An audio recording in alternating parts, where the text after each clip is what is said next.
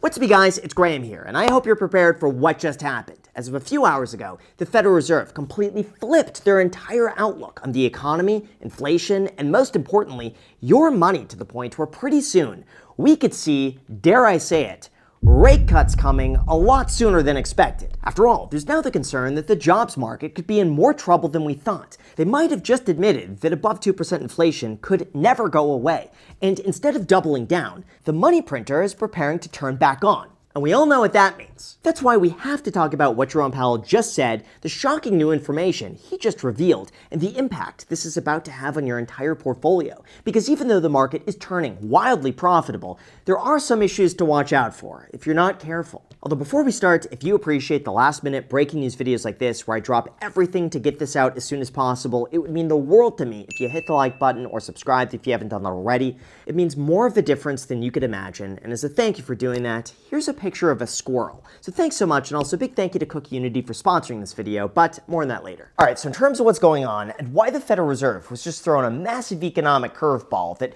frankly changes everything, let's talk about declining jobs. In this case, here's the thing. Even though most people think the Federal Reserve's only job is to protect your portfolio from falling more than 20%, in reality, they're what's known as a central bank, whose entire goal is to oversee our economy, regulate financial institutions, and control the amount of money that goes into and out of our system. Their priority over everything else is to make sure that the United States has a strong labor market, we maintain maximum levels of employment, and in doing so, they could regulate financial markets in such a way that moves us away from record high inflation. Except for that jobs part, because everything there is going to Why? Well, a few weeks ago, we got a complete shock to the entire market. Instead of adding 300,000 jobs like we expected, it turns out that was a complete mistake, and instead, we gained just 73,000 jobs. Yeah, seriously. In reality, these headline job growth numbers that we see are at first estimates based on surveys and limited data from large firms. Then as they collect more information, those numbers are revised to reflect a more accurate data point. Except this time, they were off. By a lot. Now, part of this, they say, is due to the fact that response rates have dropped significantly over the last decade, accelerating after the pandemic, and therefore it raises concerns about reliability. So even though Trump has previously said that this data is all rigged, the truth is revisions like this happen all the time, practically every single month, although revisions of this magnitude reflect a very quickly changing economy that's not fully able to account for tariffs, low and late survey responses, and seasonal adjustments that made this an unexpected shock to the entire market and throwing everyone off guard. However, the good news, weirdly enough when it comes to this, is that the weaker the jobs market is, the more likely we are to see future rate cuts, which is really good for stocks and is probably going to make you a lot of money. And in terms of what Jerome Powell just said, oh, you better get ready for this. First of all, it's important to mention that usually the Federal Reserve doesn't just act out unpredictably. It's not in their best interest to shock the markets or make moves that people can't reasonably adjust to. Because of that, they'll typically signal their intentions ahead of time to give people enough room to plan. And this time, their signal is very clear. They're expecting rate cuts. Now, even though our economy is overall healthy, with a relatively low unemployment rate, all things considered, Jerome Powell admitted that the downside risks are rising, and as a result, he said the conditions allow us to proceed carefully as we consider changes to our policy stance. In other words, he's alluding to the fact that they might have to pivot from, we're not lowering interest rates until tariff uncertainty is resolved, to today, where the economy might require them to lower rates a lot sooner than they expected. This is completely different from what they said a few weeks ago prior to the jobs numbers, where they strongly resisted rate cuts, despite Trump's demand to lower them as aggressively as possible. However, in terms of Trump and whether or not the president has any impact whatsoever on their upcoming decision, Jerome Powell reassures everyone that the Federal Reserve is completely independent of any government agency, and that all of their decisions will be based solely on the assessment of the data and its implications for the economic outlook and the balance of risks. Of course, in terms of these choices, keep in mind that Jerome Powell is not the only decision maker, and it's not like he could just wake up one morning and say, you know what guys, I actually feel like a 50 basis point rate cut today. That sounds pretty nice. Instead, it's voted on between 7 Federal Reserve board members and 5 regional board members. That way one person doesn't have complete control of everything. Although speaking of one person, there is a Fed board member who could potentially be on the chopping block to get replaced by somebody that Trump appoints, and that would be Lisa Cook. Here's a high-level overview of what's going on. We all know that Trump wants as many rate cuts as soon as possible as he could get, but he can't do that without really overstepping his boundaries. However, by law, a president does have the right to remove Federal Reserve Board members for cause, which is generally interpreted as an inefficiency, neglect of duty, or malfeasance, which in this case appears to target Lisa Cook. Why? Well, it's alleged that in 2021, she named 2 different properties as her primary residence on loan applications. Of course, Lisa responded by saying that I do intend to take any questions about my financial history seriously as a member of the Federal Reserve, and so I'm gathering the accurate information to answer any legitimate questions and provide the facts. Essentially, one side says that Trump is trying to intimidate the Federal Reserve by finding any dirt he can and then trying to get them removed so that he could appoint his own people, while the other side says that these are all legitimate concerns, and regardless of everything else, we should lower interest rates for the sake of our economy. Although in terms of the largest change from Jerome Powell and the shocking new shift that is going to impact pretty much everything, here's what you came for. Although before we go into that, it's no surprise we spent a lot of time analyzing the economy, the Federal Reserve, and the numbers that impact all of our financial futures. But the reality is, the best cut you could do is cutting out wasted time and eating unhealthy throughout your day. For instance, I've started to realize that your health needs to take priority. Like usually for days like today, I'm working nonstop, I'm doing everything I can to get this video out on time, and I'm skipping meals or doing whatever it takes just to post.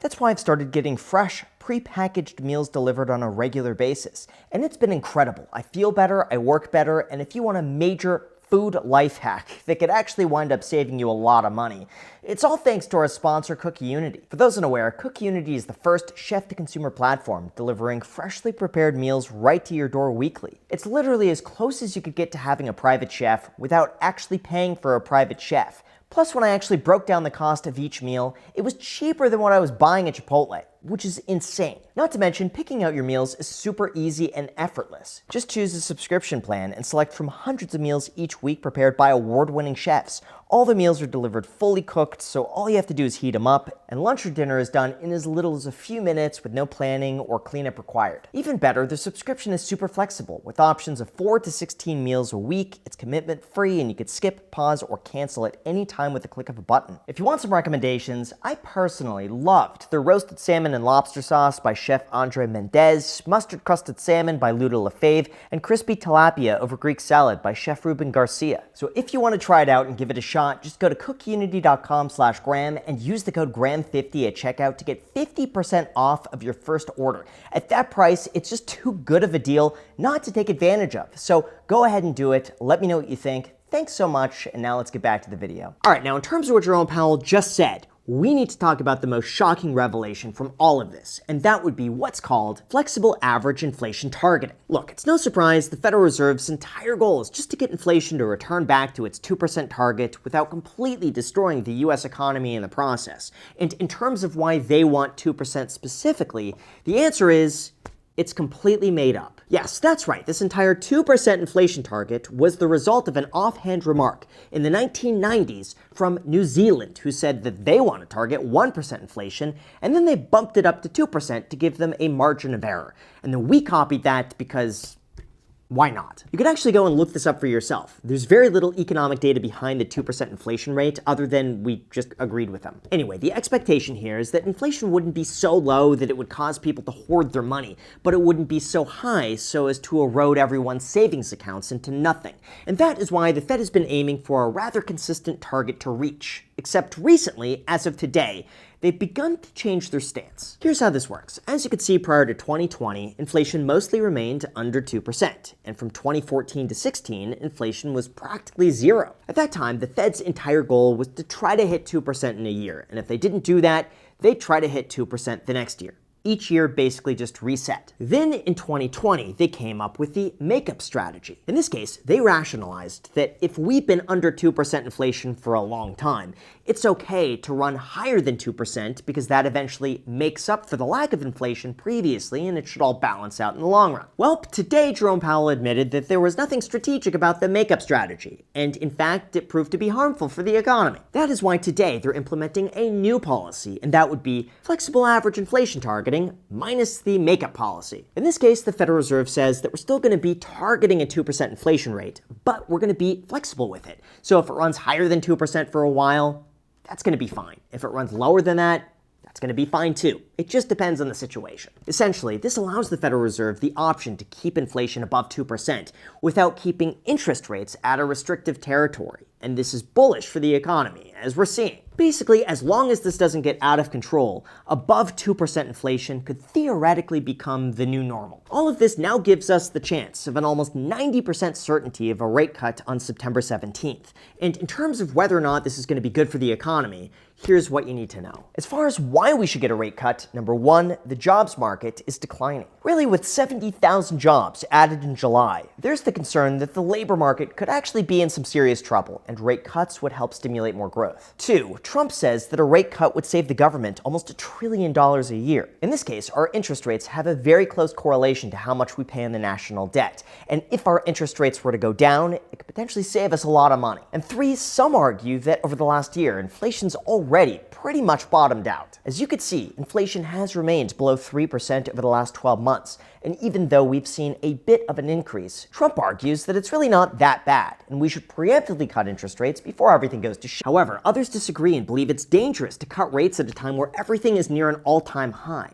Like, consider this. One, wholesale inflation is going back up. This is what's known as the producer price index, or basically what businesses pay for the cost of materials that eventually gets passed on to the consumer. And last month it was found that prices increased 0.9%. Way more than expected. Now two, even though inflation is for the most part low, there is a chance it's picking back up. For instance, inflation rose 0.2% month over month, which if that continues is still above their flexible target of 2%. Three, the labor market is still really strong. Typically, the Federal Reserve lowers interest rates in response to mass unemployment or distress within the jobs market. But that's still currently near a record low at just 4.2%, signaling that our economy is at a good point. And four, we have tariff concerns. Jerome Powell personally said it himself. They were going to lower interest rates, but held off because of tariff uncertainty. However, today he admitted that tariff inflation could only be temporary, so we'll have to wait and see. Anyway, in terms of what's happening next and the impact this could have on our entire economy, here's what I think. Overall, this is rather optimistic for the economy. Like Jerome Powell saying that he's flexible on inflation means that they no longer have to keep interest rates higher than needed